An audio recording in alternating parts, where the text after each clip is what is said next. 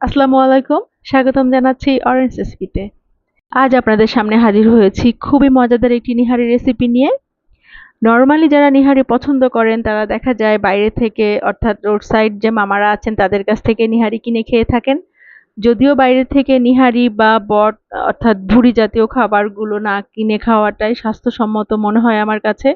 সেই ক্ষেত্রে আপনি যদি ঘরে সুন্দরভাবে এবং সুস্বাদু উপায়ে তৈরি করতে পারেন সেটি অনেক বেশি পরিচ্ছন্ন এবং স্বাস্থ্যসম্মত হয়ে থাকে। তো আমরা চেষ্টা করব ঘরেই তৈরি করে নেওয়ার জন্য। আর আমি যে রেসিপিটা করেছি এটি খুবই সহজ উপায়ে তৈরি করা হয় এবং খুবই মজার হয়।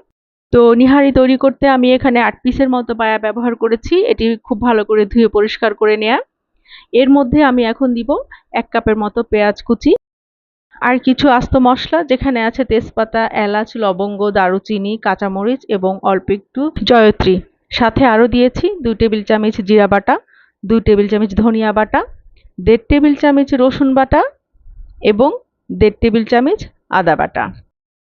আর এখানে ব্যবহার করেছি হচ্ছে মরিচের গুঁড়া, আপনারা আপনাদের টেস্ট অনুযায়ী দিবেন।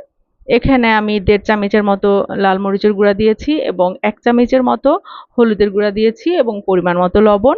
আর খুবই সামান্য পরিমাণে তেল দিয়েছি আমি, খুব একটা তেল দেইনি যেহেতু গরুর পায়া থেকে প্রচুর তেল বের হয়।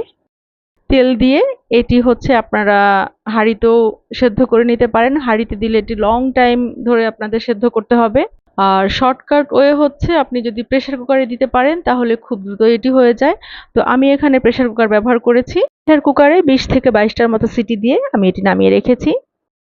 অন্য একটি পাত্রে আমরা সামান্য সয়াবিন তেল নিব এবং এতে আমরা ১ মুঠির মতো পেঁয়াজ কুচি, সামান্য রসুন কুচি এবং ৩-৪টার মতো শুকনা মরিচ আমরা ছোট ছোট পিস করে কেটে নিয়েছি। এটিকে আমরা তেলে খুব ভালো করে ভেজে নিব। এটি গোল্ডেন কালার আসা পর্যন্ত আমরা অপেক্ষা করব। তো এই পর্যায়ে আমরা কিছু ট্রিক্স শেয়ার করি। প্রেসার কুকারে হাড়গুলো নিয়ে মশলা সহ আমরা কিছু সময় হাড়গুলো একটু কষিয়ে নিব, অর্থাৎ ৩ থেকে ৪ মিনিটের মতো কষিয়ে নিয়ে পরিমাণ মতো পানি দিয়ে সিটি দিয়ে নিব। আর হয়ে যাওয়ার পর আমরা যখন চুলাটা অফ করে দিব তখন আমাদেরকে অবশ্যই যত তাড়াতাড়ি সম্ভব প্রেসার কুকারের ঢাকনিটা আমাদেরকে খুলে দিতে হবে।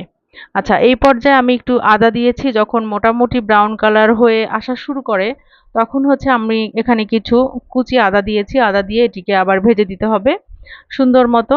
ভেজে একটি একেবারে পুরোপুরি ব্রাউন কালার যখন হবে এই পর্যায়ে এনে আমাদেরকে এর মধ্যে এবার দিতে হবে আমরা যে মাংসটা হাড়টা সেদ্ধ করে রেখেছিলাম, সেই হাড়টা আমরা এর মধ্যে ঢেলে দিব এবং ভালো করে মিশিয়ে নিব।